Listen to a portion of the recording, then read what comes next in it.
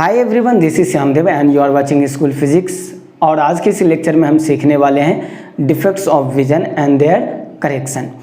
तो आज के इस लेक्चर में जो हम सीखने वाले हैं वो इस तरीके से कुछ पॉइंट है। पहला पॉइंट हम सीखेंगे पावर ऑफ एकोमोडेशन। दूसरा पॉइंट हम सीखने वाले हैं near point and far point, least distance of distinct vision, persistence of vision, colour blindness, cataract, short sightedness जिसको मायोपिया बोलते हैं, फार साइटेडनेस जिसको हाइपरमेट्रोपिया बोलते हैं, प्रेस बायोपिया एंड एस्टिग्मेटिज्म।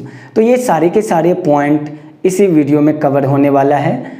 और तो बने रहिए मेरे साथ, और ये वीडियो अच्छा लगे तो इस वीडियो को भी लाइक और इस चैनल को भी सब्सक्राइब कर लीजिएगा। चलिए हम शुरू करते हैं। तो पहला पॉइंट है पावर ऑफ एकोमोडेशन। तो पावर ऑफ एकोमोडेशन को मैं आपको सिंपल वे में समझाता हूँ कि जो आपके घरों में डिफरेंट चीज़ें डिफरेंट लोकेशन पे होता है, लेकिन आप कैसे एक झलक आप ऐसे नज़र घुमाते हैं और सब कुछ आपको क्लियरली दिखाई देता है। कभी आपने सोचा कि ये कैसे पॉसिबल होता है? क्योंकि आप जानते हैं रेटिना से और जो आई लेंस है उसका डिस्टेंस तो फिक्स होता है, यानी इमेज डिस्टेंस फिक्स है, और ये ऑब्जेक्ट डिस्टेंस वेरी कर रहा है। तो यानी कि फोकल लेंथ वेरी कर रहा है। फोकल लेंथ वेरी कर रहा है, कैसे कर रहा है वो मैं आपको थोड़ा सा डिटेल बता देता हूँ। तो आप जानते हैं lens formula 1/v minus 1/u equals to 1/f। तो ये तो फिक्स है, ये फिक्स है, बट ये चेंज हो रहा है। ये जो u है ऑब्जेक्ट डिस्टेंस, ये तो बार बार चेंज होता है ना। तो ये चेंज हो रहा है, बट इसको फिक्स रखना है तो इसको चेंज होना पड़ेगा फोकल लेंथ को। तो बेसिकली आई का फोकल लेंथ चेंज हो रहा होता है, जिसके कारण जो डिफरेंट ऑब्जेक्ट है उसका इमेज रेटिना पे ही बनता है। तो ये कौन कर रहा होता है? Eye lens. तो बेसिकली ये पावर ऑफ एकोमोडेशन यही चीज़ है, यह है ability of a eye lens to focus the different object on the retina. समझ में आया? मीन्स कि अगर पावर ऑफ एकोमोडेशन नाम की चीज़ अगर मान लो कि ये एबिलिटी नहीं होता किसमें, आई लेंस में, तो आपको क्या करना होता कि मान लो कि ये मार्कर को देखना होता तो इतने डिस्टेंस पे है। अब मान लो कोई दूसरा मार्कर यहाँ पे है तो आपको थोड़ा सा और आगे जाना पड़ता तो ये मार्कर का इमेज क्लियरली दिखता। लेकिन ऐसा नहीं है, हमें कहीं भी हम रहते हैं क्लियरली दिखता है। वो जो प्रॉपर्टी है, वो जो एबिलिटी है लेंस की, उसको बोलते हैं पावर ऑफ एकोमोडेशन। दूसरा पॉइंट है near point and far point. ये सिंपल है कि मान लीजिए आपने एक स्मॉल ऑब्जेक्ट को लिया, उस ऑब्जेक्ट को आप अपने आई के तरफ लेके आ रहे हैं, तो जहाँ तक लेके आ पा रहे हैं और उसको आप क्लियरली देख पा रहे हैं, वो जो डिस्टेंस होगा उसी को हम क्या बोलेंगे? Near point. और मान लीजिए उसी स्मॉल ऑब्जेक्ट को आप काफ़ी डिस्टेंस तक ले जा रहे हैं, तो जहाँ तक आप उस ऑब्जेक्ट को क्लियरली देख पाएंगे वो जो डिस्टेंस होगा उसको हम क्या बोलेंगे? Far point. तो जनरली नियर पॉइंट जो है 25 सेंटीमीटर माना जाता है और फार पॉइंट इन्फिनिटिव पे माना जाता है। फिर जानते हैं जैसे जैसे एज बढ़ता है हम जानते हैं कि पावर ऑफ एकोमोडेशन डिक्रीज होते जाता है, मीन्स लेंस की एबिलिटी डिक्रीज होने लगता है, और जिसके कारण ये नियर पॉइंट जो है वो कमज़ोर होने लगता है। और ये मीन्स नियर पॉइंट नहीं, मीन्स ऑब्जेक्ट को हम पास से नहीं देख सकते, तो हमें उसको इंक्रीज करना होता है, यानी कि नियर पॉइंट हो सकता है 200-300 सेंटीमीटर तक इंक्रीज हो जाए। अब ये समझ में आ गया। अब थर्ड पॉइंट है least distance of distinct vision. ये क्या चीज़ है? नेम ये least distance of distinct vision. Distinct मतलब होता है अलग अलग, कि मान लो आप कि दो चीज़ को आप पास में साथ में लेके आ रहे हो, ऐसे समझो दो चीज़ को आप साथ में लेके आ रहे हैं आप अपने आई की तरफ। तो मान लीजिए ये एक मिनिमम डिस्टेंस होगा जहाँ तक आपको वो ऑब्जेक्ट क्लियरली दिखेंगे अलग अलग, लेकिन उसके बाद ये आपको अलग अलग दिखाई नहीं देगा, वो एक दिखाई देने लगेगा। तो वो जो मिनिमम डिस्टेंस होगा जहाँ तक बिना कोई ब्रेन में स्ट्रेस जनरेट किए हुए, तो बिना ब्रेन में कोई स्ट्रेस जनरेट किए हुए मान लीजिए मैं इस दोनों पॉइंट को पास में लेके आ रहा हूँ, तो मान लीजिए कि यहाँ तक हमें ये दिखाई दिया क्लियरली और कोई ब्रेन में स्ट्रेस वगैरह नहीं है, स्ट्रेन जनरेट नहीं है, तो ये जो डिस्टेंस होगा उसी को हम क्या बोलेंगे? Least distance of distinct vision. यानी कि आप कह सकते हैं this is a minimum distance from the eye lens of the object for which the eye lens can focus the image on the retina and brain can read that image very clearly and without any strain. और definition अलग भी हो सकता है अगर आप समझ गए हैं तो list distance of distinct vision जो है जनरली वो कितना होता है, ये 25 सेंटीमीटर होता है और इसको कैपिटल डी से डिनोट किया जाता है। तो ये आपको नोट डाउन करना है क्योंकि इसका ज़रूरत पड़ते रहता है क्वेश्चन सॉल्व करने के लिए। फिर है आपका persistence of vision. Persistence of vision क्या चीज़ है मैं आपको जल्दी से बता देता हूँ। बेसिकली आप जानते हैं कि जो इमेज बनता है रेटिना पे वो अचानक से गायब नहीं होता है, मीन्स बना और ख़त्म हो गया, नहीं, ऐसा नहीं होता है। वो कुछ टाइम के लिए वहाँ पे रह जाता है, मीन्स वहाँ पे सेंसेशन होता है उस इमेज का। वो कितने टाइम के लिए होता है तो वो भी आप जानते हैं 1/16 सेकेंड, यानी 1 सेकेंड का 16 पार्ट कर लो तो वो जो एक पार्ट होगा उतने सेकेंड तक इमेज रेटिना पे ही होता है। अगर उस ड्यूरेशन में उस इमेज को हटा के कोई दूसरे इमेज को अगर ले आया जाए तो आपको लगेगा कि वो शिफ्ट नहीं किया गया है बल्कि ईजिली मूव किया गया है, और इसी को यूज़ किया जाता है सिनेमाग्राफी में। और ऐसे समझ में वहाँ पे जो है 1 सेकेंड में 24 इमेजेस को प्लेस्ड कर दिया जाता है, मीन्स एक पॉइंट से मूव करा दिया जाता है। तो वो आपको क्या लगता है कि जनरली स्मूथली मूव कर रहा है वो।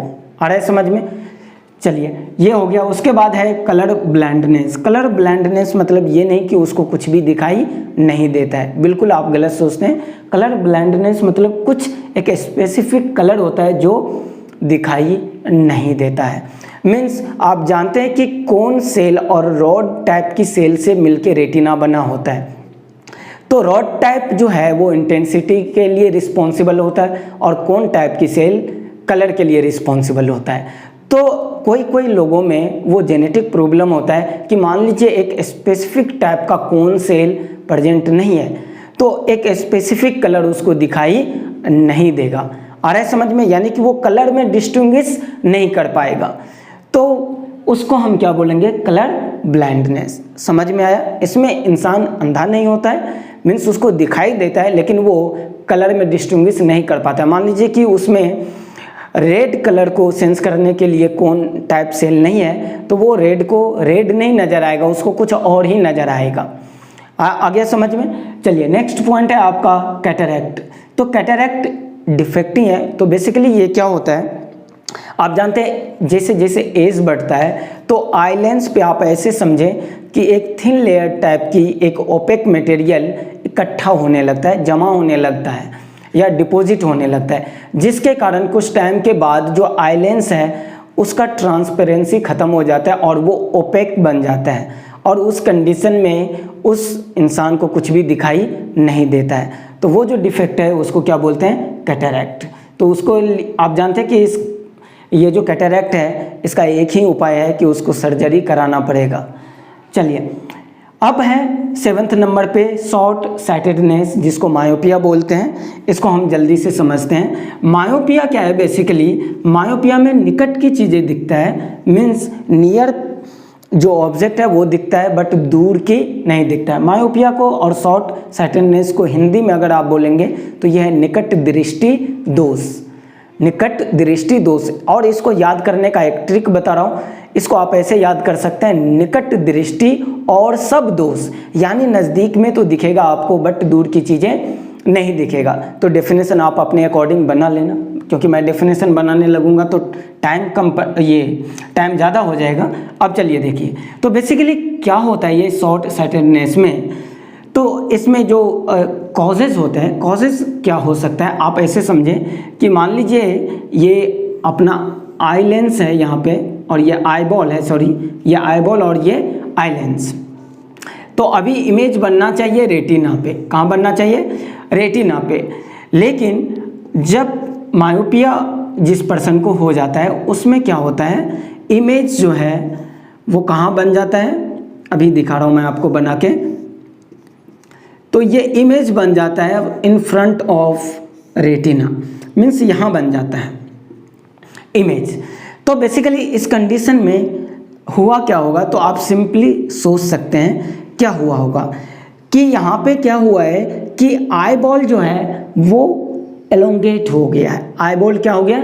एलोंगेट। जैसे देखो इमेज मान लो यहीं पे बन रहा है, लेकिन आप ऐसे सोचो कि ये आई बॉल अगर एलोंगेट हो जाए तो रेटिना वाला पार्ट तो इधर पहुंच जाएगा। समझ में आ रहा है? तो इमेज रेटिना पे नहीं बनेगा और दिखाई नहीं देगा। तो इसको करेक्ट करने के लिए चलो पहले तो कॉज बता दूं। पहला कॉज ये है कि आई बॉल एलोंगेटेड। दूसरा excessive curvature of eye lens. Excessive curvature means ये ज़्यादा कर्व हो गया, ज़्यादा मुड़ गया है। ज़्यादा मुड़ गया तो आप जानते हैं कि फोकल लेंथ क्या होगा, इंक्रीज हो जाएगा या डिक्रीज हो जाएगा। आप सोच के बता सकते हैं फोकल लेंथ, सॉरी अब कर्वेचर, ये सोचो ये क्या हुआ, एलोंगेट हो गया है। ये चीज़ें एलोंगेट होगा तो एक्सेसिव कर्वेचर होगा तो फोकल लेंथ क्या हो जाएगा, डिक्रीज हो जाएगा, है ना। फोकल लेंथ अगर ये मान लीजिए अगर बड़ा सर्कल है तो ये फोकल लेंथ ज़्यादा होगा, क्योंकि आप जानते हैं फोकल लेंथ होता है r/2। तो जितना ये, अब मान लीजिए बड़ा और सर्कल बड़ा बना दीजिए, यहाँ पे ऐसे और बड़ा सर्कल बनाइएगा तो रेडियस और ज़्यादा तो फोकल लेंथ और ज़्यादा हो जाएगा। लेकिन जैसे जैसे आप छोटा करिएगा वैसे वैसे रेडियस कम होगा, रेडियस कम होगा तो फोकल लेंथ भी कम होगा। तो फोकल लेंथ डिक्रीज हो गया। फोकल लेंथ डिक्रीज होने से पावर जानते हैं 1/f होता है, तो पावर क्या हो गया, इंक्रीज हो गया। तो पावर इंक्रीज हो गया तो रे को क्या कर दिया, ये बेंड करा दिया। आ रहा है समझ में?